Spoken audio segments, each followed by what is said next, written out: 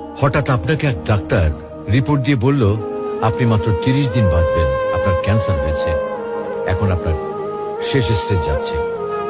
এটা শুধু আপনি জানেন, আপনার পরিবার কিংবা বন্ধু বান্ধবরা কেউ জানে না। এখন এই রিপোর্ট পাওয়ার পরে আপনি বাসায় গেলেন। প্রতিদিনের মতো আজকেও আপনার বাবা আপনাকে বকাঝকা শুরু করলো, তোকে দিয়ে কিচ্ছু হবে না, সারাদিন কোথায় থাকিস, তুই অকাজের ছেলে, ইত্যাদি ইত্যাদি। এই মধ্যবিত্তের বাবার যেমন হয় আর কি। তখন কি প্রতিদিনের মতো আজও আপনি তর্ক করা শুরু করবেন, নাকি প্রাণ ভরে বাবার বকাগুলো শেষবারের মতো আরেকবার শুনে নেবেন?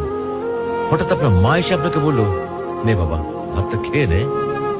আপনার মনে হবে এই বুঝি আপনার মায়ের শেষ হাতের খাওয়া, আপনি আর বাঁচবেন না। আপনি পরম তৃপ্তি নিয়ে খাবেন এবং আপনার কাছে মনে হবে এটা আপনার শ্রেষ্ঠ খাবার, যদিও ডাল ভাত হোক না কেন। আপনি বের হলেন, পুরনো এক বন্ধুর সাথে দেখা, আপনি যাকে মোটেও সহ্য করতে পারেন না, সব সময় তার সাথে কথা কাটাকাটি হয়, আজকেও সে আপনাকে কিছু কথা শুনিয়েও দিল।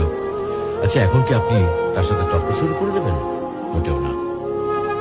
আপনি হয়তো তাকে জড়িয়ে ধরবেন এবং বলবেন, দোস্ত ভালো থাকিস। আচ্ছা জানেন, আমরা এখন মৃত্যুর কথা ভাবতেই চাই না, এ থেকে আমরা পালিয়ে বেড়াতে চাই। কিন্তু যদি আপনি ভাবেন যে আজই আপনার শেষ দিন, তাহলে দেখবেন সবকিছুই আপনার কাছে ভালো লাগছে। তাই ইগো ছেড়ে দিন, ইনশাল্লাহ আপনার মন ভালো হয়ে যাবে।